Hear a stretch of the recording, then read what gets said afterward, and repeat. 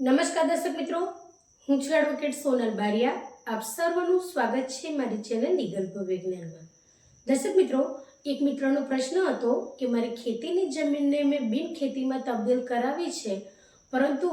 મને એવું લાગે છે કે જે હેતુસર મેં મારી ખેતીની જમીનને એને કરી હતી તે હેતુ ન સર્યો. તેથી હવે મારે ફરી એક જે ખેતીની જમીન છે જેને મેં બિન ખેતીમાં તબદીલ કરાવી હતી એ હવે મારે ખેતીની અંદર તબદીલ કરાવી છે. તો એની પ્રક્રિયા શું છે અને શું એ થઈ શકશે ખરી? તો ચલો દર્શક મિત્રો,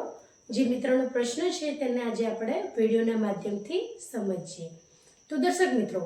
જ્યારે તમે તમારી ખેતીની જમીનને બિન ખેતીની અંદર તબદીલ કરાવો છો ત્યારે સૌથી પહેલાં તમે શું કરો છો? તો કલેક્ટર સાહેબશ્રીને તમે અરજી કરો છો, કારણ કે જે બધી જે સત્તા છે કલેક્ટર સાહેબશ્રી પાસે હોય છે. તમારી ખેતીની જમીનને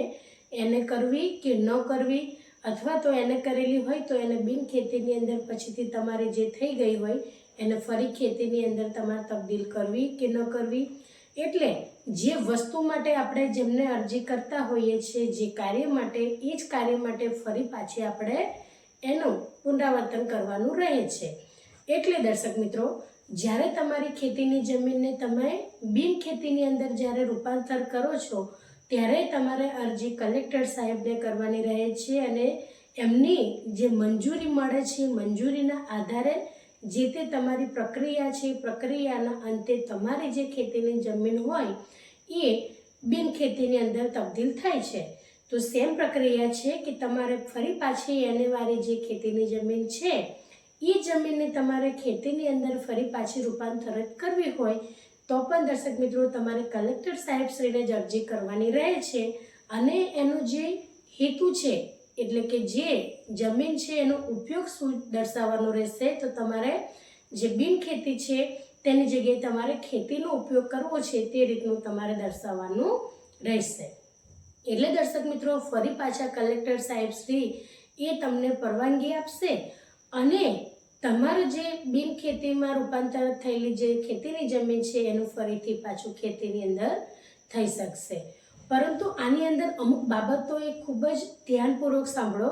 કારણ કે એ જો હશે તો તમારી ખેતીની જે જમીન છે એને તમે એને કરાવે પછી ફરી પાછી ખેતીની જમીનની અંદર તબદીલ નહીં કરી શકો. ઉદાહરણ દ્વારા સમજાવું દર્શક મિત્રો, કે ધારો કે તમારી પાસે એક ખેતર છે અને ખેતરની અંદર તમે ઇન્ડસ્ટ્રીયલ પ્લોટ પાડી દીધા હોય કે પછી રહેણાંક માટેનો કોમર્શિયલ પ્લોટ પાડ્યા હોય, અને જો એ ખેતીની જમીનની અંદર તમે પ્લોટ પાડીને વેચાણ કરી દીધું હોય અને દર્શક મિત્રો એની અંદર ફેક્ટરી બની ગઈ હોય, અથવા તો તમે એની અંદર પ્લોટ પાડીને વેચાણ કર્યું હોય તો ઘર બની ગયા હોય, તો આવા સંજોગો દરમિયાન જ્યારે કોઈ પણ ખેતીની જમીનને બિન ખેતીની અંદર તબદીલ કરવામાં આવે અને જો તેનું વેચાણ અન્ય વ્યક્તિને થઈ ગયું હોય જે હેતુસર કરવો હોય તે હેતુસર, તો દર્શક મિત્રો આવા સંજોગો દરમિયાન તમારી જે બિન ખેતીની અંદર તમારી તબદીલ થયેલી જમીન છે એ ફરી પાછી ખેતીની અંદર તબદીલ થઈ શકે નહીં. અને જો આપણે શહેરી વિસ્તારની વાત કરીએ તો શહેરી વિસ્તારની અંદર જેટલી ખેતીની જમીન હોય તેની અંદર જો ટાઉન પ્લાનિંગને પરમિશન મળી ગઈ હોય, તમે તમારી ખેતીની જમીનને એને કરી છે, બરાબર, એને કર્યા બાદ તમે એની અંદર ટાઉન પ્લાનિંગ પણ કરવાનું ઈચ્છો છો અને એ રીતના તમે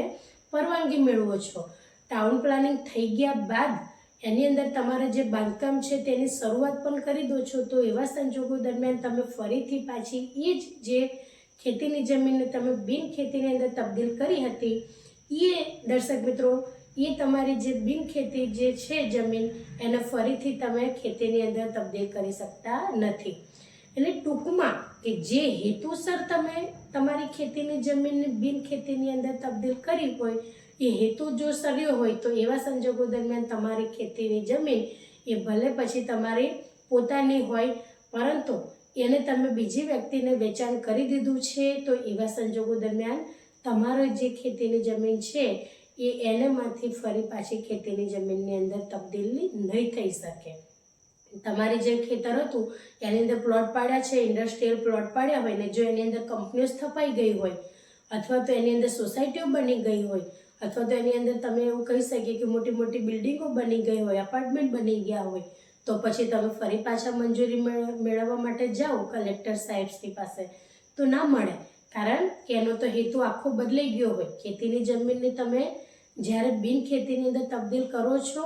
પરંતુ બિન ખેતીને તમારે જ્યારે તબદીલી થઈ જાય ત્યારબાદ પણ એની અંદર કોઈ પણ પ્રકારનું બાંધકામ ન થયેલું હોય તો એવા સંજોગો દરમિયાન તમે ફરીથી પાછા એ જે ખેતીની જમીન તમારી હતી એને ફરી પાછા ખેતીના હેતુસર એની ખેતીની માટેની તમે પરવાનગી કલેક્ટર સાહેબશ્રી પાસેથી મેળવી શકો છો અને તમને મળી પણ શકે છે પરવાનગી. એટલે જે હેતુસર તમે ખેતીની જમીનને બિન ખેતીની અંદર તબદીલ કરી તો ત્યાં આગળ એ જે હેતુ છે એ હેતુસર કોઈ કાર્યવાહી ન થઈ હોય અને માત્ર ને માત્ર એ જમીન તમારી એમ જ પડી હોય કે જેની અંદર કોઈ પણ પ્રકારનું તમે બાંધકામ ન કર્યું હોય અથવા એની અંદર કોઈ પણ પ્રકારનો પ્રોજેક્ટ ન સ્થાપ્યો હોય તો આવા સંજોગો દરમિયાન જ એને થયેલી જમીન ફરી પાછી ખેતીની જમીનની જે તબદીલી છે એ થઈ શકે છે. તો દર્શક મિત્રો, આ જ રીતના ઇન્ફોર્મેટિવ વિડીયો હું મારા ચેનલના માધ્યમથી તમારી સમક્ષ રજૂ કરતી રહું છું. જો તમને વિડીયો સારો લાગ્યો હોય તો તેને લાઈક કરજો, શેર કરજો અને ચેનલને સબસ્ક્રાઈબ કરજો. જય હિન્દ, જય ભારત.